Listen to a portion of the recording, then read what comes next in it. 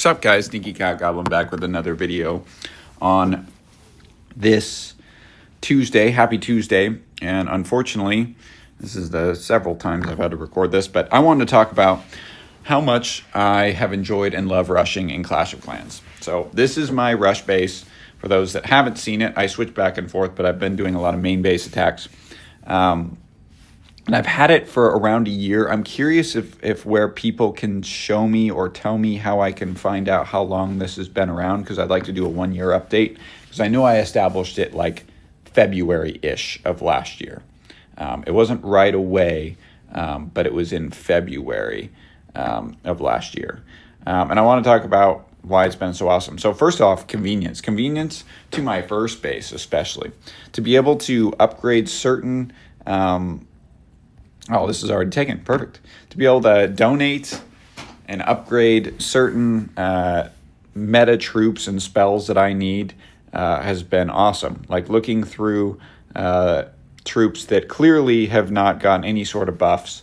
You know, obviously a lot of this stuff has not been rushed, but if you look like giants, barbarians, and archers, like there isn't much of a priority to upgrade those. Even like electro dragons, like I know that those will always not be, I mean, they're always fine, but not something that I would ever use. Certain siege machines and different types of troops that I know that I won't use anytime soon. So I can prioritize those upgrades and be able to donate max level troops. And we're almost to level 10 for a clan. We just reached level 9. So we can donate a double upgrade, which is awesome for kind of lower level people. So convenience has been awesome for my main base, but the time saving is the biggest aspect. I mean, the amount of time that I have saved playing this base is absolutely ridiculous, because when I played Clash of Clans initially, you know, I started during the OG days. If you look back at like Clash with Bill, which was what my channel used to be called, those videos are almost 11 years old. So I've been clashing since 2013, 2012, then I took breaks. But I spent probably 4 years playing this game. And honestly, at this point, my offense is exactly the same. It is exactly the same as my defense now, or sorry, is my main base. As you can see, I cleared bases 3 and 4 with my second base in the last war, and I'll go more into that later. But sticking with the time saving aspect, you know, each time Clash comes out with an update when you strategically rush, you know, the buildings that maybe you've neglected for a little bit essentially get a buff in time saving. You know, stuff like the builders' huts and the Teslas and the wizard towers and the mortars, things that I don't upgrade. I'm not prioritizing those because those aren't main bases or main defenses. And eventually I will, but over time I'm just saving more and more time as they update things and make it quicker, because Clash of Clans wants to see people get to the end game. And so I've been able to save not only time, but also resources.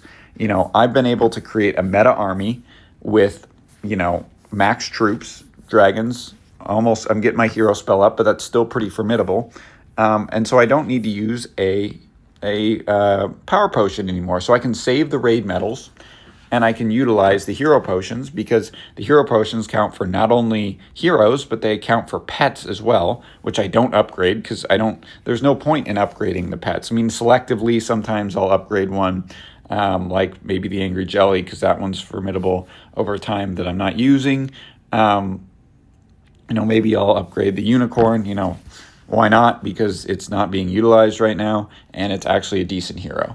The other thing too is I upgrade, now that I have an open hero spot. I'm actually doing this on my main base now, but the new update's been fantastic, because now I can upgrade a hero constantly, which has been awesome, and get my hero levels upgrades up.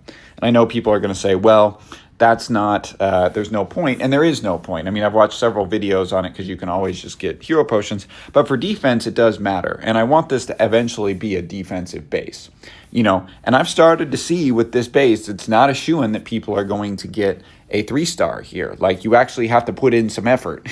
Now the base is actually pretty decent, you know, the maxed defenses are mostly core, and I'm trying to get all the core defenses up to max. And my Town Hall is maxed too. So the Town Hall weapon is maxed. So those are some of the things that I've really focused on to save time and resources. That's been really enjoyable. And the fact that the game has changed. The game has completely changed from when I started Clash of Clans, and when I created my own base, like there was this own bonus track that you do when you're a smaller town hall that was a lot of fun to do. Knowing how the game works and the mechanics and getting certain troops and made it a lot more fun because I was like, oh, I've done this before. But it's amazing how much quicker you can do it now versus learning through scratch previously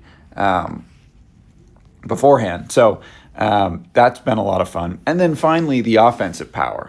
The fact that I can just pop a hero potion and I can attack and really help the clan out has been fantastic. I mean, I've been able to clear pretty much the top 4 bases. That's what I've been doing in war and attacking right from the get-go. In CWL, I've been able to punch up to like base 2. And that helps with, I go 1, 2, and so everyone else can punch down from there. And so it makes the matchups a little bit easier for everyone else. And so everyone benefits, especially when I can 3-star pretty much mostly every base. The only difference that I have with the offense is the fact that I don't have the rocket spear.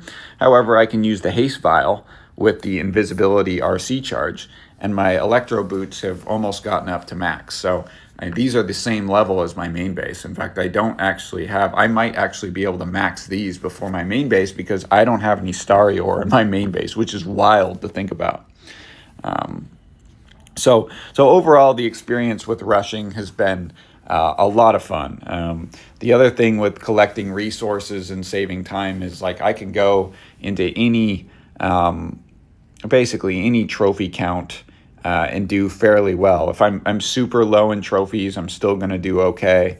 If I have an upgrade that maybe I don't have any resources at the moment, but then I'll just, do a cheaper upgrade that might not take some time, but at least keeps a builder down and keeps everything progressing. I've had a lot of fun being able to, see what the trophy counts look like at lower trophy counts. So if eventually I want to do it for my main base, I can do that, which is fun.